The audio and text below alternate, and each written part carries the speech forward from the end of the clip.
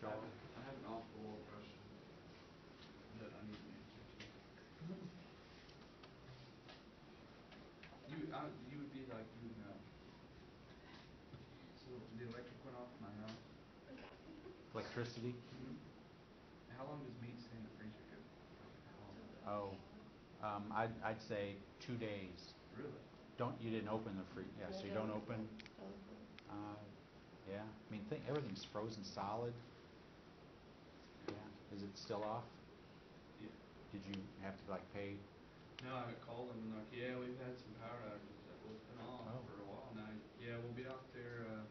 I'll be out there Thursday. Oh, I think you're good. I really do. Okay. You know, it's funny how the sale of generators and stuff. Lots of my brother has a generator. My mom has a generator. And growing up, we had a generator that we'd hook to a tractor and just to run the water well, so you'd have water for animals. I don't know if the electricity went out for a week. I'd drive to Austin or something. Anyway, anything else related or not related? Okay, we are fast coming to the end of the semester. I was sure about a week ago there was another week. Next week is Thanksgiving or deer season, whichever you're celebrating. If that means people are taking next week off a lot, I really wish the university would just not have one day of fall break and then just have a week at Thanksgiving, but no one's asked me about that. Today we're finishing up motivation. You have homework. For the homework, if you're handing your homework in, do you have a separate sheet for this and this, or did anyone print front and back? You gave us front and back. Oh, okay.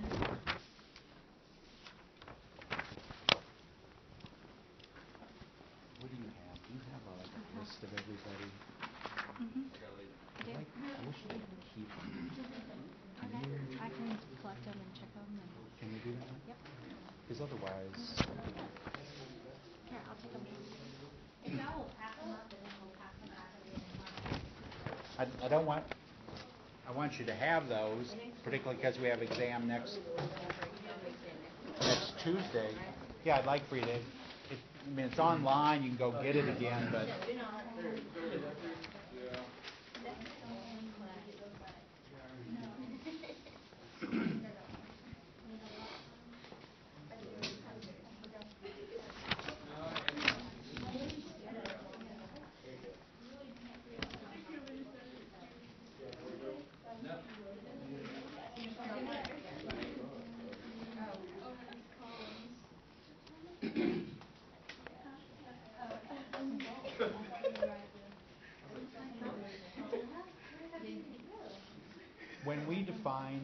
When we defined power, we had a real simple definition, okay, and it was what? When you use power, getting what you want, okay? And for motivation, we have a real simple definition also. And what is it? Influencing others toward a common goal. No, that's leadership. Motivation.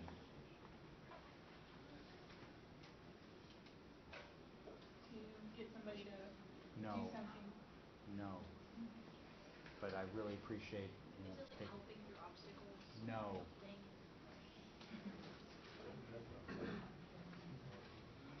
Remember we talked about that we have to be careful that we don't say someone's not motivated. They are motivated, but they may not be motivated by what we think they should be motivated by.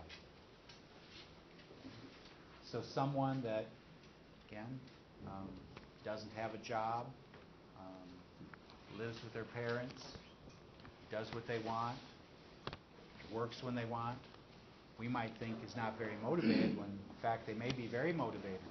They're motivated to not work. They like to have free time. They like to do what they want to do. We're the stiffs that are in here. Does that help anybody with what motivation is? Motivation is simply why people do what they do. It's why they do what they do. What motivates them? They are motivated by something, whether it's free time to do what they want, whether it's to spend money how they want, but they are motivated. Okay? Just maybe not by what we want to be motivated by. We talked about intrinsic and extrinsic motivation. That intrinsic motivation is what we do because we want to do it. That extrinsic motivation is because there's something that we want that we're given. Okay? So the Tuesday after our exam, we'll have a class session. It'll be over in the Food Processing Center auditorium. And you will go to that class session, even though all your grades will be in, because what will motivate you to go? If there are some bonus points or extra credit, then you'll go. Or if you're intrinsically motivated, you do it because you just want to learn. Okay? There's something that you haven't heard before, and that's why I'm in school. I was about to be a college graduate. Okay? So a really practical, modern day, today example of intrinsic and extrinsic. We talk about theorists, talk about Maslow, and Maslow says that I can't be motivated by the higher things until the bottom ones are taken care of. It's why when you're hungry in class, you can't think about what's going on. If you're fearful that your house is going to get broken into, you really can't sleep at night. Again, as we take care of the bottom things, then we can go on to more sophisticated things as far as what motivates us. Talked about McClellan. McClellan says that there's three things: the affiliation, the social kind of things, or there's the power kind of things, or there's the achievement kind of things. And everybody is motivated by all three, but in different amounts. And it really fits with when you think about what occupation you're going to go into. Will I be happy in this job if I don't get to talk to people? Will I be happy in this job if I don't have authority to make decisions? Will I be happy in this job if I do the same thing for 45 years? So whether I get power, whether I get achievement, or whether I get affiliation in different jobs. Shada's interviewed for a job in sales in Tulsa. Okay? And it's going to be lots of people, right? You're going to be in sales. And so we hope that you're motivated a little bit by affiliation, that you like being around other people. If not, you may have a tough time. Okay? Achievement. Okay, the more product she sells, the more money she'll make. If she's achievement oriented and she doesn't really like people, she'll say, I'll just fake it all day long because I want to make a lot of money, I want to progress, I want to move up because I'm motivated by achievement. So power, achievement, affiliation says it's that simple. That's his view. Herzberg says there's hygienes and motivators. There's these things that make you happy that spur you on for other things. But first you got to take care of these things that will make you unhappy. And so again, you as a college student, I need a place to park. I want the classroom to be comfortable. I want a desk that's comfortable. If those things aren't met, maybe you won't come to class. Maybe you won't be interested in studying. But if we can take care of all those things, then we can spur you on with an entertaining lecture and some cute videos that will help you learn. Anyway, okay.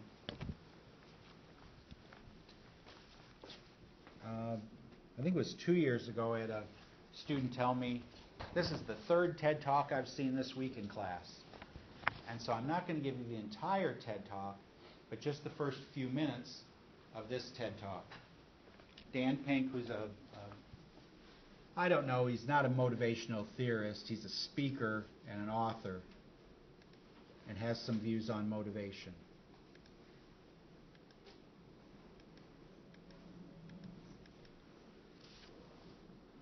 Confession at the outset here. A little over 20 years ago, I did something that I regret. Something that I'm not particularly proud of. Something that in many ways I wish no one would ever know. But that here I feel kind of obliged to reveal. In the late 1980s, in a moment of youthful indiscretion, I went to law school. Now, In America, law is a professional degree. You get your university degree, then you go on to law school. And when I got to law school, I didn't do very well. Put it mildly, I didn't do very well.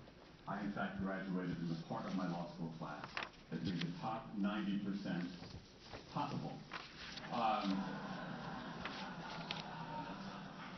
Thank you. I never practiced law a day in my life. I pretty much wasn't allowed to. But today, against my better judgment, against the advice of my own wife, I want to try to dust off some of those legal skills, what's left of those legal skills. I don't want to tell you a story. I want to make a case.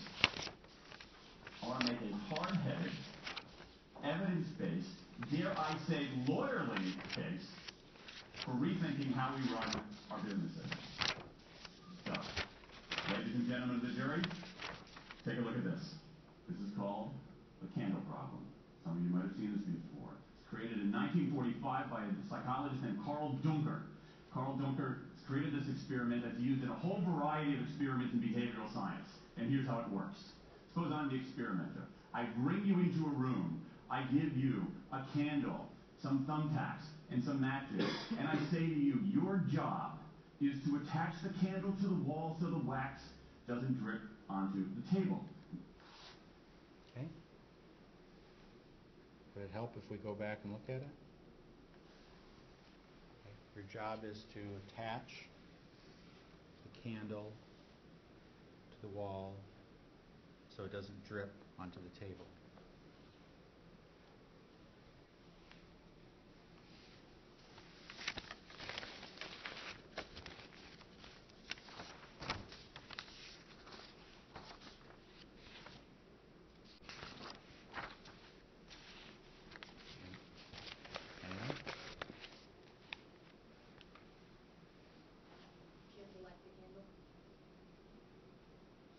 Yeah, because you'd have to see whether it drips. Yeah, so I think you'd have to see whether it would actually drip. You want us to tell you what you think? Do you have an idea? Yeah. Okay. Does anyone else think they have an idea, or they think they know the answer? I've seen the TED Talk before. Okay, you've seen it before. Dan. I was gonna say, I'd put the candle, stand it up in that box, and attach that box to the wall. Okay. That's used in a whole variety of experiments in behavioral science doesn't drip onto the table. Now, what would you do? Many people begin trying to thumbtack the candle to the wall. Doesn't work. Some people, and I saw somebody kind of make the motion over here, some people have a great idea where they light the match, melt the side of the candle, try to adhere it to the wall. It's an awesome idea. Doesn't work.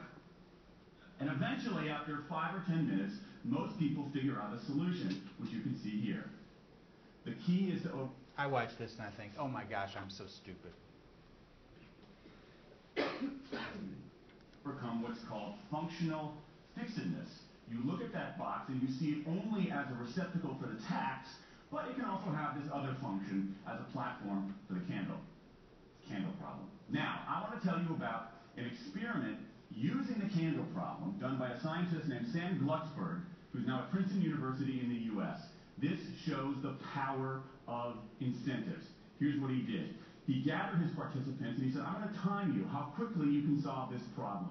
To one group, he said, I'm going to time you to establish norms, averages, for how long it typically takes someone to solve this sort of problem. To the second group, he offered rewards. He said, if you're in the top 25% of the fastest times, you get $5. If you're the fastest of everyone we're testing here today, you get $20. Okay, now this is several years ago, adjusted for inflation. It's a decent sum of money for a few minutes of work. It's a nice motivator. Question: how much faster did this group solve the problem? Answer: it took them on average 3.5 minutes longer. 3.5 minutes longer. Now this makes no sense, right? I mean, I'm an American. I believe in free markets. That's not how it's supposed to work, right? If you want people to perform better, you reward them, right? Bonuses, commissions, their own reality show, incentivize them. That's how business works. But that's not happening here. You've got an incentive designed to sharpen thinking and accelerate creativity, and it does just the opposite. It dulls thinking and blocks creativity. And what's interesting about this experiment is that it's not an aberration. This has been replicated over and over and over again for nearly 40 years. These contingent motivators. If you do this, then you get that. Work in some circumstances, but for a lot of tasks, they actually either don't work or often they do harm. This is one of the most robust findings in social science and also one of the most ignored. I spent the last couple of years looking at the science of human motivation, particularly the dynamics of extrinsic motivators and intrinsic motivators. And I'm telling you, it's not even close. If you look at the science, there is a mismatch between what science knows and what business does. And what's alarming here is that our business operating system, think of the set of assumptions and protocols beneath our businesses, how we motivate people, how we apply our human resources. It's built entirely around these extrinsic motivators, around carrots and sticks. That's actually fine for many kinds of 20th century tasks. But for 21st century tasks, that mechanistic reward and punishment approach doesn't work, often doesn't work, and often does harm. Let me show you what I mean. So Glucksberg did another experiment similar to this, where he presented the problem in a slightly different way, like this up here. Okay? Attach the cable to the wall so the wax doesn't drip onto the table. Same deal. You were timing for norms. You were incentivized. Whoops, I missed it. Would that have made it easier? I had to solve at the same time. Wouldn't have made any difference for you? Any of you that didn't see it, you'd say, oh, if it would have been that, I think I would have figured it out. I would have thought I could have tacked.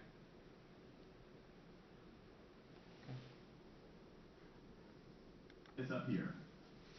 Okay? Attach the cable to the wall so the wax doesn't drip onto the table. Same deal. You were timing for norms. You were incentivizing. What happened this time? This time, the incentivized group kicked the other group's butt. Why? Because when the tasks are out of the box, it's pretty easy, isn't it? No judgment there. If-then rewards work really well for those sorts of tasks, where there's a simple set of rules and a clear destination to go to. Rewards, by their very nature, narrow our focus, concentrate the mind. That's why they work in so many cases. And so for tasks like this, a narrow focus where you just see the goal right there, zoom straight ahead to it, they work really well. But for the real candle problem, you don't want to be looking like this. The solution's not over here. The solution's on the periphery. You want to be looking around. That reward actually narrows our focus and restricts our possibility. Okay, if you watch the full video, it goes on and talks some other things that are important. Thoughts, or why in the world am wasting your time with this TED Talk?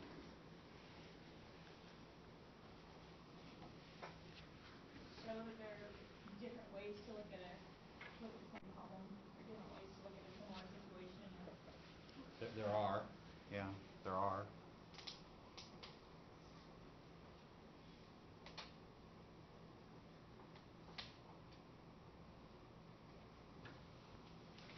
Good one.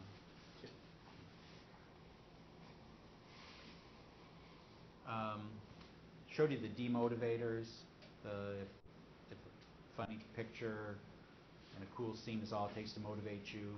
Maybe your job is really easy, the kind that'll be soon done by a robot. This motivation stuff is very complicated. So this external motivation, he suggests in this experiment that the external motivation kept us from being creative. Okay? And if your job was to be creative, then we don't want to maybe provide so many external motivators. Remember from the activity we talked about with preschoolers, they were given incentives for drawing, something that they like to do, drawing. And so afterwards, they weren't as enthusiastic about drawing. It was as if that, again, that reward, that external motivator, ate away at their intrinsic motivation. So this is something similar. My only intent is to try and help you understand that motivation is very complicated, and whatever you think you know about motivation, you probably don't know. What the point out there is that we, business, faculty, everyone uses external motivators because we assume that's what works, and it does work for simple things. And you could argue that most of what you're doing in college are pretty simple kind of things. You're given a chapter, you figure out what the main points are, you're going to memorize, you're going to be given a test, and that works. But where we're asking you to be creative, where we're asking you to think independently, maybe those things don't work really well. Okay?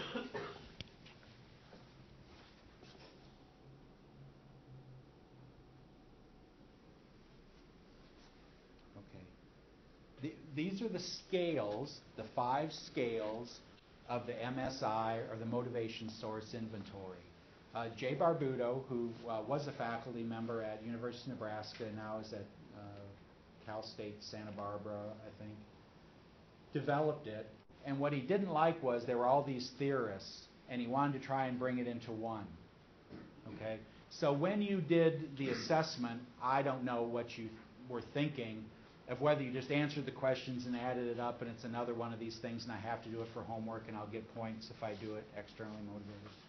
But this is what each of them mean, and want to talk about a little bit. Intrinsic process says that you're motivated by fun. You like doing things, you like the activity. Is there anything about college that caters to someone's intrinsic motivation as far as intrinsic process? Does anything happen at college that there are parties that you would go to where you would be around other people your own age and you would do things? Sometimes people play music and dance, and sometimes they relax and just enjoy themselves. Okay, but there are sporting events that you would go to and watch. You'd watch people bang into each other and see if drill gets up or not, or that's for our entertainment. Okay, that's the fun part for us. Anything else that happens at college that would fit in with intrinsic process? Parties, going to sporting events, student organizations that are doing things that you're interested in, and whether it's actually the topic or whether that group just does fun things. Again, they get together with other people of similar interests. Anything else that's fun at college? Sometimes homework. There are once in a while you'll have an assignment that's kind of fun to do. Sometimes a group project could be fun. Okay, could be. Meeting new people. Just meeting new people from different backgrounds to other places, and that's kind of fun. That stretches you. Anything else about college that's fun?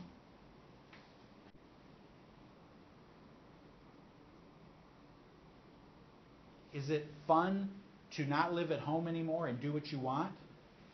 There's some kind of fun things to do. Okay. Is there anything about work that could be fun? Let's separate college out and say, in a work environment, is there anything that could be fun about work? Making money would be fun, or is what you do with the money? Okay, that's fun. Okay. If you enjoy what you do. Example? If you enjoy working with kids, being a teacher or being a caretaker or something. If you're a teacher and they get to do fun things, you get to do them too, and you can't believe at the end of the day they pay you money. If you don't like children, at the end of the day, it's the worst day of your life every day. Okay? Some of those people keep teaching. I don't know why they do that, but they do. Okay? Anything else about work that could be fun? Coworkers. The people that you're working with, you like being around them. Just like I'm at college, I'm people around me, whether they're your same age or your same interest, but it can be fun to work with them. You enjoy being around these people. Okay, so that's intrinsic process. The second one is instrumental. You're motivated by these external things. Money, promotions, bonuses. Okay?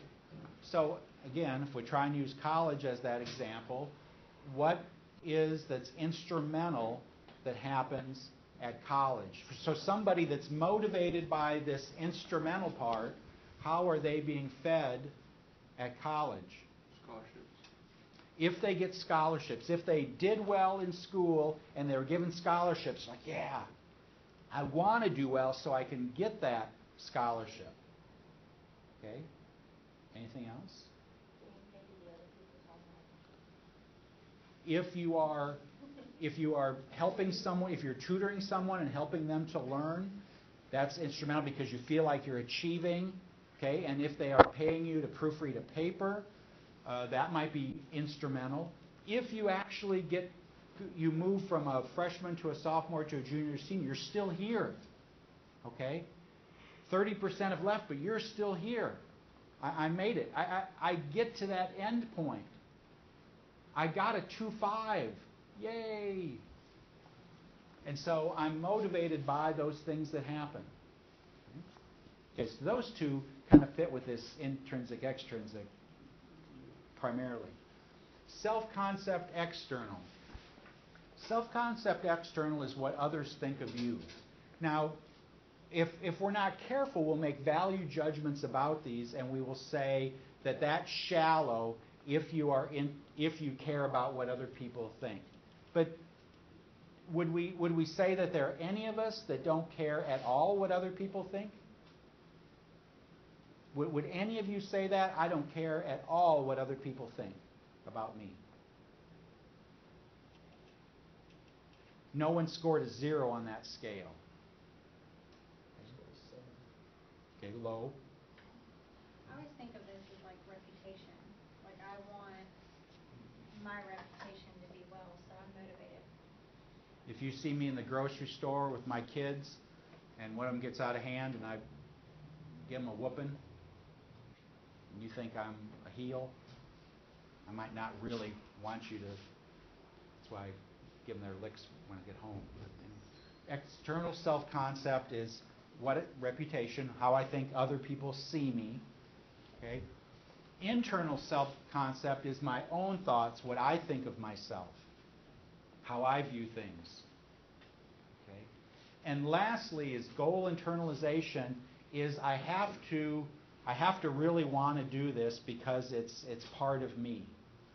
The one example that might fit there as you're thinking about leaving school and going into the workforce, is there any organization or company that you just could not work for because what they believe in is so contradictory to your values, your beliefs, your whatever it is? Is there anybody no matter how much they paid, you just couldn't work for them? Whole Foods. Whole Foods. Whole Foods, you could not work for them because they treat their employees too well? They're on the side of being against animal rights. They sell meat and they sell eggs and they sell fish. You think Whole Foods is anti-agriculture? Yeah. But they're in the food business. I know, but I don't like organic though, and that's their. I know. But yeah. Okay, you couldn't work for this grocery store that sells really healthy food. Okay. Anybody else? PETA. Okay, the organization People for the Ethical Treatment of Animals. You're not for the ethical treatment of animals. You're for. I am, but they don't know what they're talking I'm not. You're convinced that we should kill animals and eat them, and this group doesn't want them, and so you couldn't work for this organization that doesn't want to kill animals. Is that right? Okay, just want to clarify. That's all I'm here to do. Now you're got the Joel syndrome.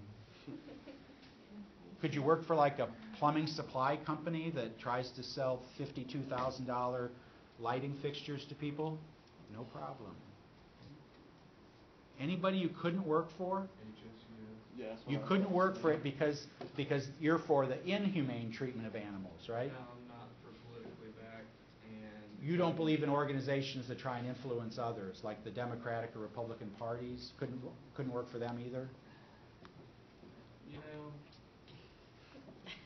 You love this game, don't you? Just Oh, wondering, you just, devil's advocate. you know, I'm just here to clarify. What is it? What is it? I want you to really think this through. What is it that this group or organization would stand for that you'd say, I couldn't go to work every day because that's what they do? So for the rest of you, you could work for anybody. Oh, do you have one in? Well, I know what you're going to say. You're gonna come back to me. I'm going to try and clarify what it is that you don't believe about them. CNN. CNN, okay, because they don't present a broad enough viewpoint of the news. They're too narrow. Too political bias. Someone might say, I can't work for Fox News because they're too biased. Someone would say, I can't work for NPR because they're too biased the other way, if they were interested in communications. Could any of you work at a strip club? Not as a performer. It pays your bills. Okay. So a business that's clearly demeaning to women, you would say, if it paid enough, I could work there. Is that what you're saying? I don't know. Well, I'm just asking you. That wouldn't bother you? I guess not. I guess not. So If I was motivated by money, it wouldn't. exactly. So goal internalization. If you are low in goal internalization, you'd say you got to do what you got to do. That's just a job. If I don't do it, somebody else will. Okay. Someone that feels like I'm called to teaching says I need to do this. This is what I need to do because I'm high on goal internalization. This is where I am motivated. Okay? Other people say, absolutely not. Again, it doesn't matter. If I don't do it, someone else would. Okay? Does that spur anyone's thought of here's this group that I could not work for now because of what they believe in, what they stand for? Does anything else come to mind? Other than, again, selling wholesome food that people like to eat, or trying to treat animals nicely. Nothing? Okay, I'm going to assume you're all very low on goal internalization. Okay. Well, let's look at what we got.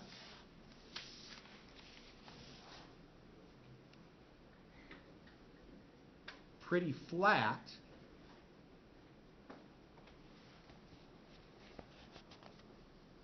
With a tie between intrinsic process and goal internalization.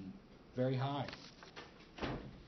Goal internalization at a 30. I don't know how 32 got the same level as 30, but that's okay. We might do something like, I don't know whose this is. Here's an intrinsic, wow, all really high. Self-concept internal being the highest, but pretty flat. External self-concept being the lowest. Okay? And so this would say, I don't really care what other people think. Here's another 28 for goal internalization. Seems to be very important. Self-concept internal being very high. Okay, lowest being self-concept instrumental. Lowest for intrinsic process. What might we say about this person? And don't raise your hand.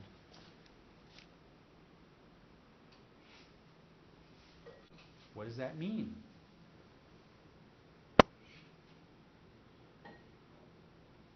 If this person worked for you, what does that mean about them? They're not very motivated to get stuff done. Okay? If we're going to have a potluck on Friday and there's karaoke, they might not show up. Okay? If we're going all out to work for drinks afterwards, they might not go. True story, when I interviewed for my first teaching job, the principal asked, he said, if all the teachers are going up to the bar after work on Friday for happy hour, are you going to go? And I was just out of college and had just come back from Europe, and I was very liberal, and I'd say, hell yeah. And he said, good, because it's expected, because that's what all the teachers do. After work on Friday, they go to happy hour at the Byron Inn. And those that had families stayed from 3:30 to 4:30 and went home. And those people that didn't just stayed and shut it down about 11:30 or midnight, which is where I was. But intrinsic process is I'm not interested in that. I want to go to work, and I'll have fun on my own time, not part of my job. Got that idea? So it's not that there aren't bad people, there's just different people. Goal internalization, this person is more, I really need from my work, I need to feel like I'm doing something good that fits with my value system. Whether it's working with children or underprivileged folks or the environment or whatever it is. And so this is a soul searching, right? Self-concept external is low, about the same. Self-concept internal is highest. Instrumental, almost off the chart. As flat as I've ever seen one. That's unusual. Self-concept external. Intrinsic process, or that fun one, is high. Instrumental, very low. I don't know who that is. Let me ask about this one. If this person worked for you, what do you know? I'm not really motivated by promotion. Money is not what's going to do it for them. I'm going to pay you more. That's not what I'm interested in. Self-concept internal, very high. Also very high. External, very low.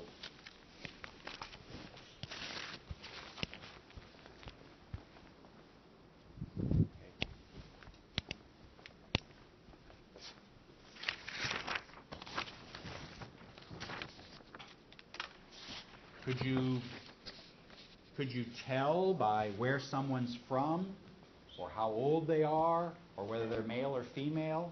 Do you think there are differences?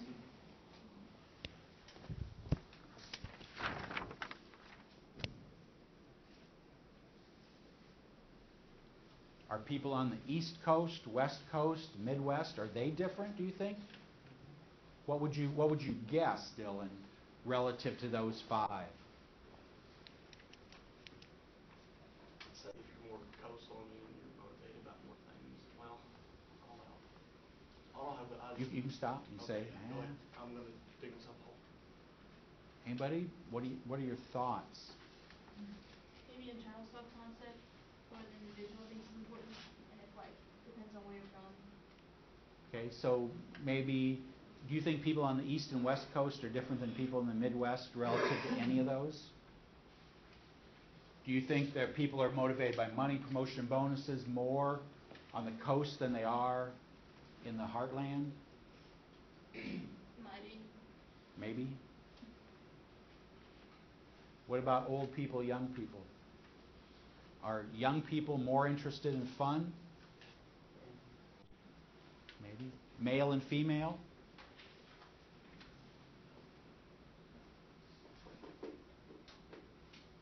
Taylor? If you'd say men and women, you think men are, how would they be different as far as your experience? I think men are more motivated by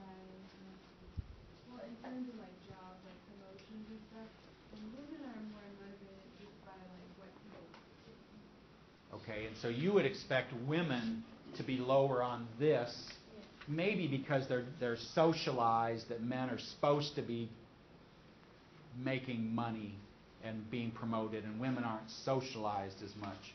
And women might be more socialized here, or the same in goal internalization. At least with college students, the research I have says men and women aren't different. Did about 200 college students at University of Nebraska, and men and women weren't any different. But there are some things that our experiences tell us that maybe they might be. Okay. Looked at 186 workers at that worked in cooperatives in this is all shoot, I'm sorry.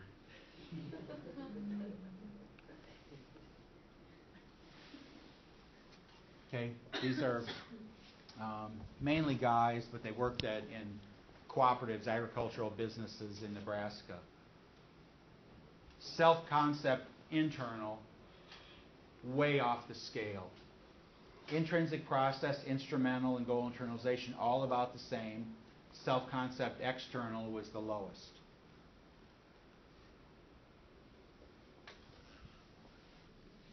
Gives you something to compare it to.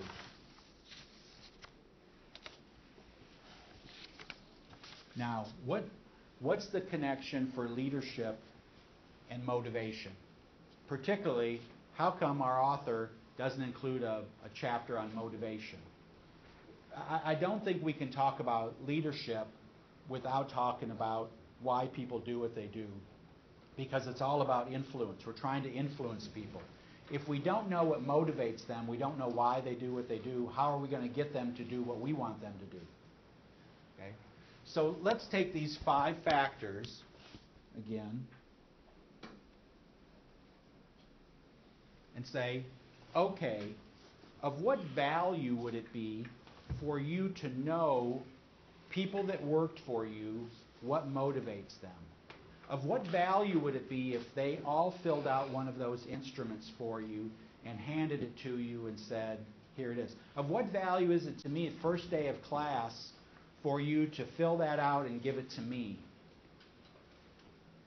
If teacher is a leader, boss is a leader, rabbi, priest, minister, preacher as a leader, anybody that's in a leadership position, of what value would it be for their followers to take that MSI and you would have that in front of you? Can you see what motivates them? I mean, Yes, you would know what motivates them. because leaders should be natural motivators, and it's better to understand what motivates them. Is it possible that different people are motivated by different things? Is that what we just showed by putting that up? Everybody's different in here. You're all motivated by different things. Okay. But believe that? With some people are like others, but they aren't all motivated the same. What motivates one is not necessarily what motivates another. Okay? Now, how helpful would that be for you to have that information? What would you do with that information?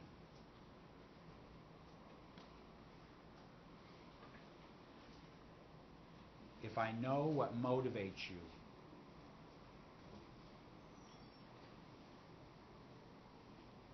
Brandon? If I know what motivates you, what can I do with that information? Use it to your advantage to make it easy. Yes. You're bordering on the vague, but could you be more specific about anything that I might do? If I found out that you were off the scale on intrinsic process,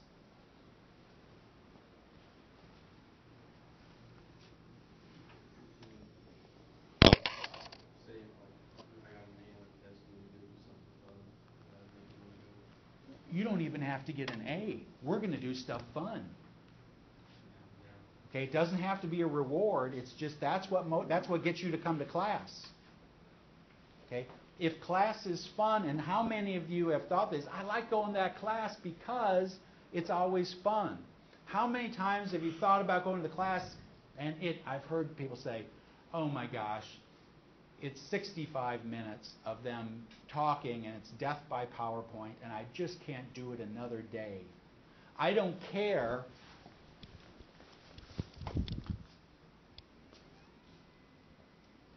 I don't care how many bonus points there are, I'm not going to do it. Because I'm motivated by fun. Okay? And so if I know that you're motivated by fun, I'm going to try and make class fun. If I know that you're motivated by money, bonuses, extra credit, blah, blah, blah, then every time you come to class, you better get something. And something might be, this is going to be on the test. Oh, thank you. Because that's what motivates me. Okay? Still thinking about this student-faculty kind of thing. What would goal internalization be? If you're sitting in a class and you're motivated by goal internalization, what does the instructor have to do to tap into that for you?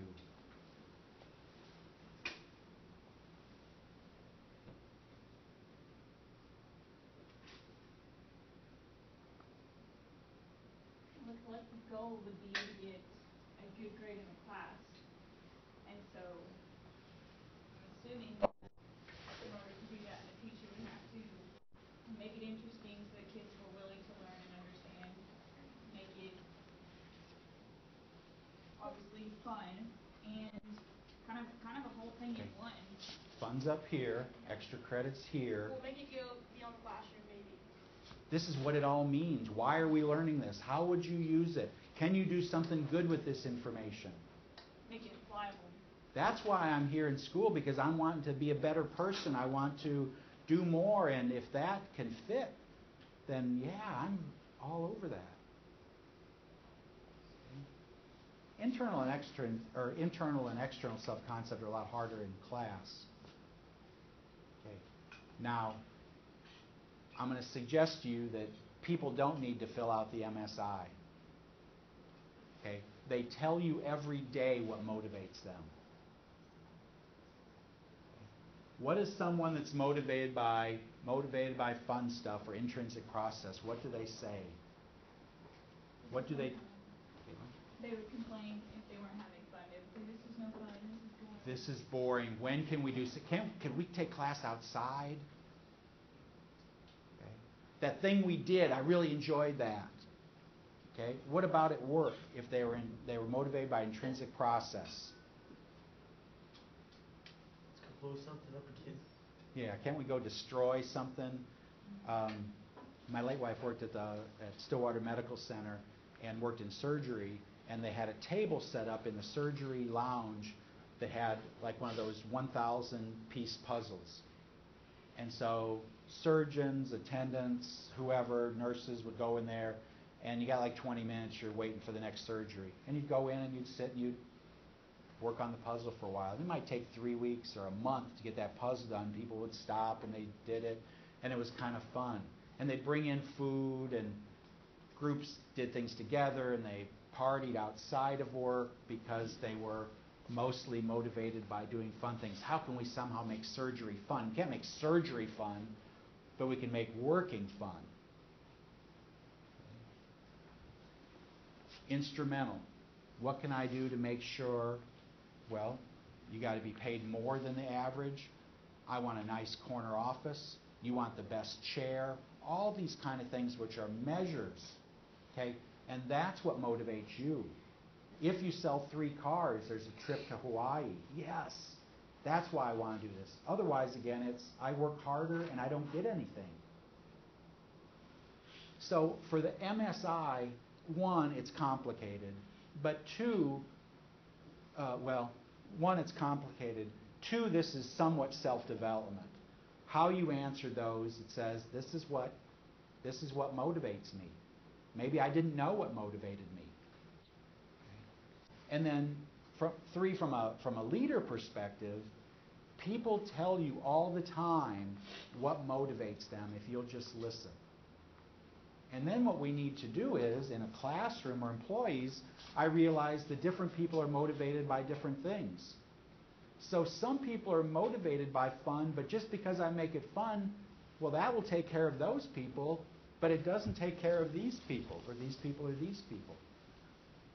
So please realize that what motivates you is not what motivates other people. That can be very difficult. Okay? Again, for those of you that are very grade conscious, okay, that's great because that fits in with many of your faculty's views.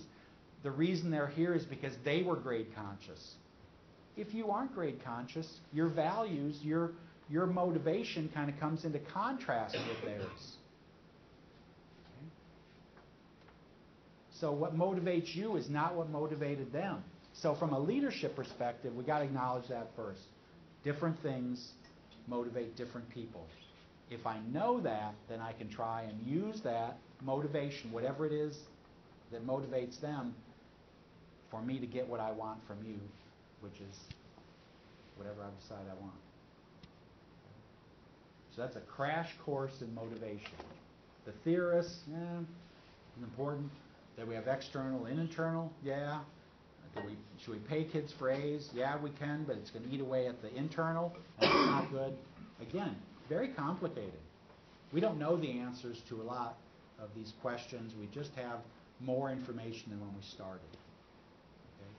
On Thursday, we'll do, I think it's chapter 13, which is gender and leadership. They decided to call it, it used to be women in leadership, it's called gender and leadership now. But primarily we want to know, and you should know at the end of that session, do women lead differently than men? I mean, that's what we want to know. Are women leaders different in how they lead than men? That's our goal for that session. So please, you'll stop that and